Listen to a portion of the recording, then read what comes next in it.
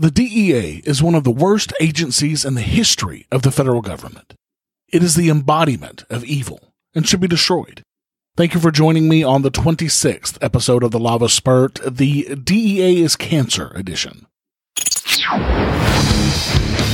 Welcome to the LAVA Spurt, the weekly offshoot of the lava flow. Channeling the flow of information to the libertarian, anarcho-capitalist, voluntarist, and agorist community. Brought to you by my per-episode donors. Thank you. Here's your host, Roger Paxton. The Drug Enforcement Agency, the DEA, is the federal government's arm that focuses on the war on drugs. They've been in the news quite a bit recently, and it's never good news. First, the DEA has been caught bribing citizen volunteers to rifle through innocent Americans' mail and luggage to help the DEA circumvent the Fourth Amendment. As BuzzFeed News reports, quote, in one case, a DEA source working for a package company would rummage through private mail in the hopes of finding bundles of cash that he could turn in for reward money. In other cases, TSA employees working the X-ray machines at travel screening points would tip off the DEA about suspicious packages for cash rather than report to their own superiors. It was all part of a program of what the DEA terms, quote, limited use confidential sources. In theory, these were tipsters who voluntarily handed information over to the DEA. But in practice, federal investigators found that these sources had become a de facto arm of the agency. The informants did repeat business, were well compensated, and took directions from the DEA on what information to pass on. In some cases, they even made more money from the DEA than they did from their day jobs. Investigators found that one airline employee made $600,000 in 4 years, while a parcel and company employee was paid over $1 million across 5 years. Now, maybe you'll begin to understand why I agree with Lysander Spooner on the uselessness of the Constitution. The DEA is literally ignoring the Constitution, actively working against it to steal from you, and there's nothing you can do about it. The DEA has also released a new rule that says that CBD oil is just as illegal as cannabis. The new rules contain an item that establishes a new drug code for marijuana extract. This code, wrote DEA Acting Administrator Chuck Rosenberg, quote, will allow DEA and DEA-registered entities to track quantities of this material separately from quantities of marijuana. There's no major change in law brought about by this registered item. Rather, it serves to clarify and reinforce the DEA's position on all cannabis extracts, including CBD oil. That position is that they are all federally illegal Schedule I substances. Quote, extracts of marijuana will continue to be treated as Schedule I controlled substances, the notice says. What if it's only CBD and no other cannabinoids in the oil at all? The agency's response? Quote, for practical purposes, all extracts that contain CBD will also contain at least small amounts of other cannabinoids. However, if it were possible to produce from the cannabis plant an extract that contained only CBD and no other cannabinoids, such an extract would still fall within the new drug code, and therefore remain federally illegal.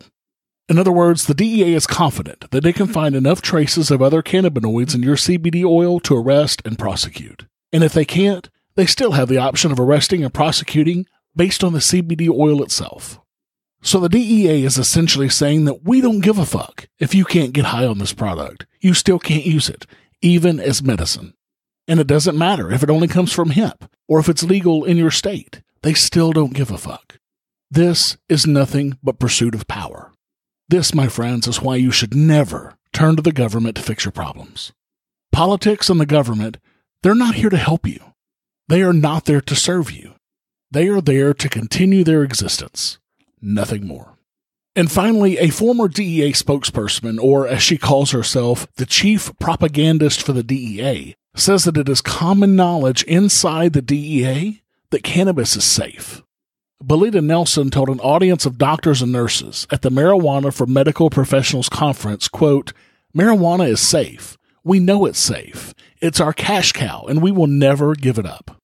Nelson says that was the very first thing she learned from her Drug Enforcement Agency education coordinator, Paul Villascusa, when she was hired in the Dallas office in April of 1998. Quote, "I was having fun. I was very good at my propagandist job. I was the chief propagandist for the DEA," she said.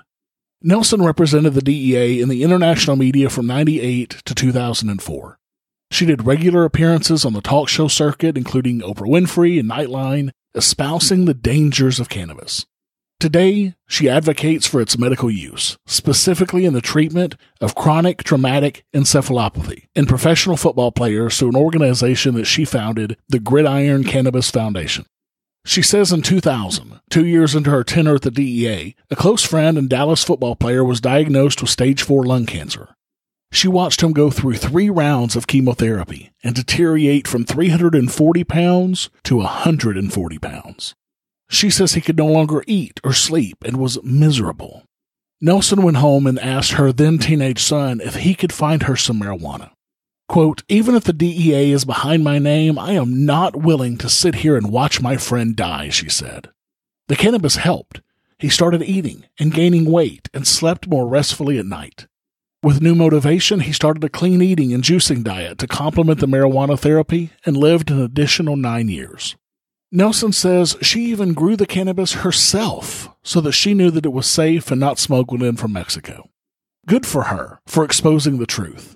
This just goes to show you that the government isn't keeping it illegal to help you or to save you. It's doing it to keep money coming into its coffers.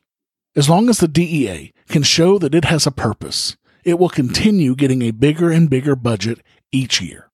Once it admits the truth, that budget drops dramatically. Government is not the answer. Government is the problem.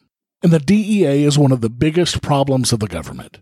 It continues to lie and to kidnap our family and friends for non-violent acts, just to protect their own existence. The DEA is a cancer that must be destroyed. I wonder if cannabis really does work on cancer. Until next time, keep striking the root. Thank you for listening to The Lava Flow at thelavaflow.com.